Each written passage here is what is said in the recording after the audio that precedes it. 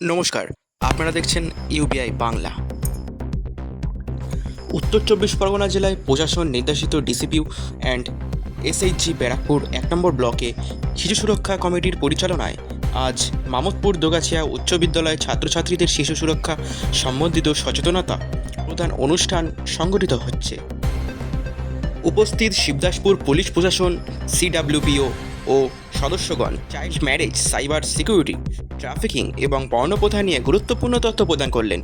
অসহায় ভাবা একটি ব্যাধিস্বরূপ বিষয়বস্তুর উপরে বর্তমান সামাজিক অবস্থা উপস্থাপনা করলেন এসআই ফারহাদ শেখ মহাশয়। স্কুলে এসে তাদেরকে খুঁজে পাওয়া যাচ্ছে।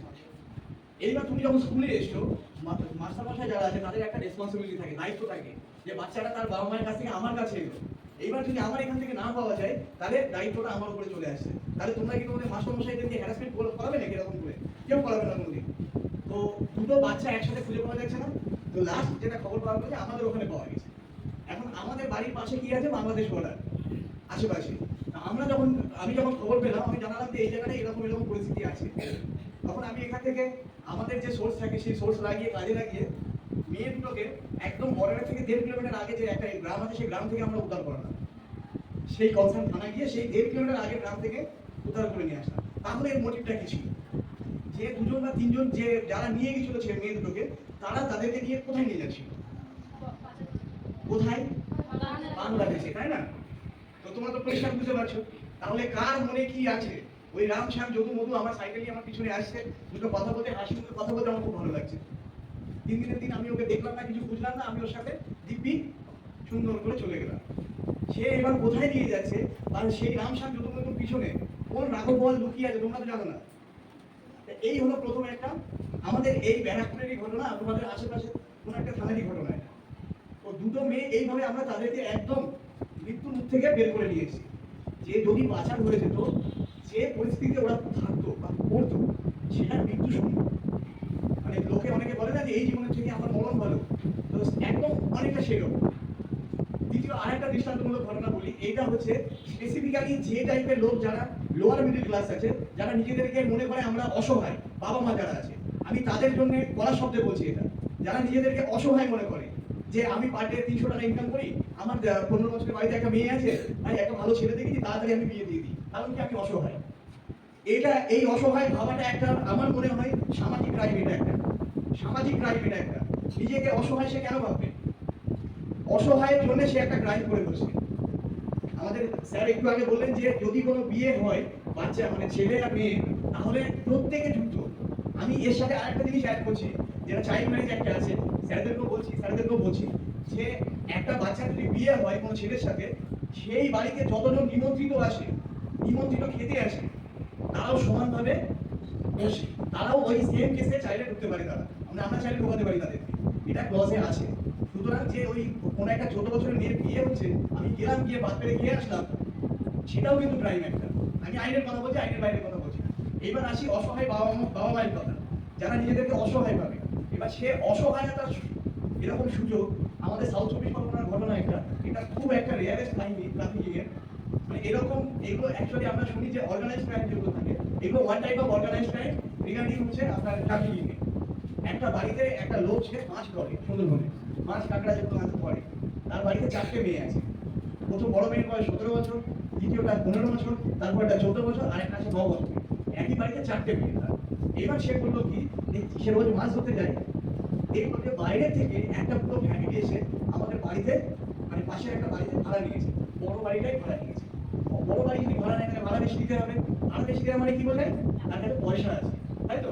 তাহলে যে লোকটা মাছ ধরে, যে নিজেকে সৌভার অসহায় ভাবে, সে বললো কি যে ওই বাড়ির যে লোক আছে তাদের কাছে কিছু হলো, কিছু না পয়সা আছে, তাই তো? এবার তারা কিছুদিন ওদেরকে অবজার্ভ করলো। অবজার্ভ করার পরে দেখছি যে এই বাড়িতে যারা আছে দিব্যি ভালো মতো খাচ্ছে, বাজারের সেরা সবজিটা, বাজারের সেরা মাছটা খেয়ে কিনছে। তাহলে তার একটা নজর লেগে গেল। ইতিমধ্যে হঠাৎ করে কোনো একজন মিডিল ম্যান, যেটাকে আমরা বাংলা ভাষায় কি বলি ঘটক, তাই তো? ঘটক এলো। ঘটক এসে এই যে লোকটা মাছ ধরে, মানে যে অসহায় নিজেকে ভাবে, সেই লোকটাকে বললো যে ওই বাড়ির দুটো ছেলে আছে, ওর মধ্যে বড় ছেলেটার বিয়ে দেবে বলছে ওরা। ওই বাড়ি মানে যে যার কাছে পয়সা আছে, বড় লোক, সে বড় ছেলেটাকে বিয়ে দেবে বলছে। কার সাথে বিয়ে দেবে? তোমার যে বড় মেয়েটা আছে সুন্দর দেখতে, তার সাথে বিয়ে দেবে। এবার এই লোকটা না করেনি, যে যে আমি একটা খুব ভালো সম্বন্ধ পেয়েছি। ও ভাবলো না কিন্তু যে আমার মেয়ের এখন 18 বছর বয়স হয়নি, ছেলেটার পরিবার কেমন আছে, কোথায় কি আছে, আমি কিছুই জানি না। ওরা বাইরে থেকে এসছে, বাইরে থেকে এসে আমাদের এখানে থাকতে শুরু করে দিয়েছে, আমরা কিছুই জানি না। কিন্তু কি দেখেছে লোকটার মাথায়? কারণ কি, সে অসহায়, তাই তো?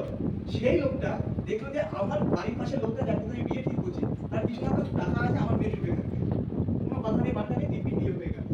বিয়ে হয়ে যাওয়ার পরে এই গ্রামে, যে গ্রামে ওই ভাড়া থাকতো, সেই গ্রামে 10 দিন 15 দিন ছিল।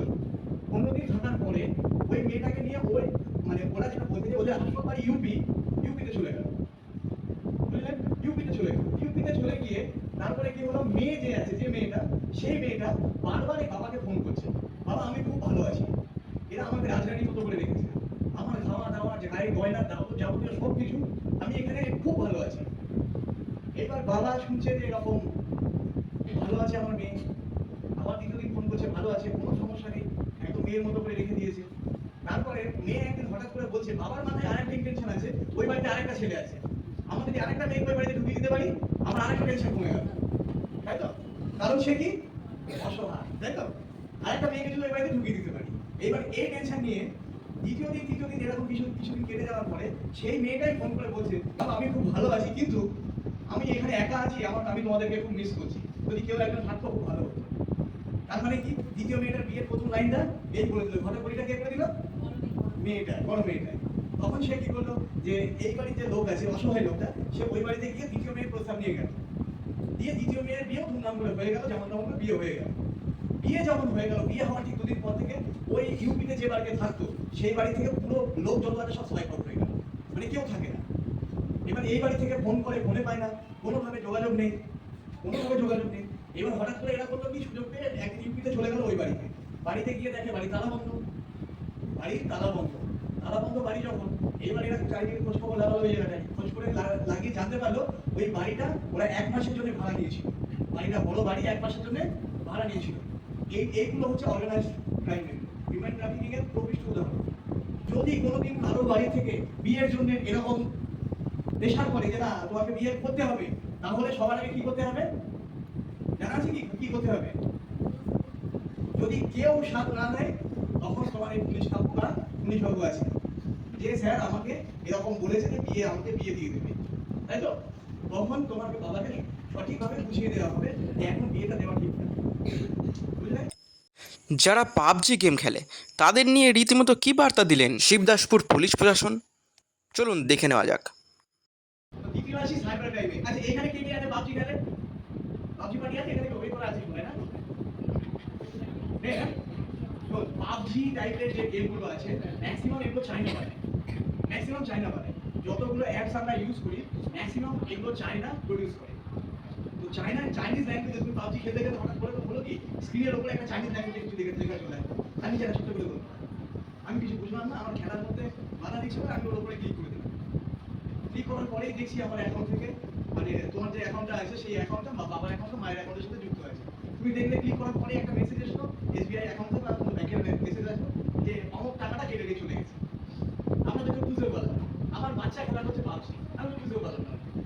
কারণ ম্যাক্সিমাম গুলো হচ্ছে, যতগুলো ফ্রড অ্যাকাউন্ট আছে ম্যাক্সিমাম চাইনা চালায়, চাইনিজ অ্যাপের মধ্যে। ফেসবুক ইউজ করবো, ফেসবুকের প্রচুর স্টেক হোল্ডারের মধ্যে এখন বর্তমানে চাইনিজ মানে ইনভেস্টররা রয়েছে, ওদের অলওয়েজ প্রোপোগেন্ডা থাকে ইন্ডিয়াকে কি করে শেষ হবে।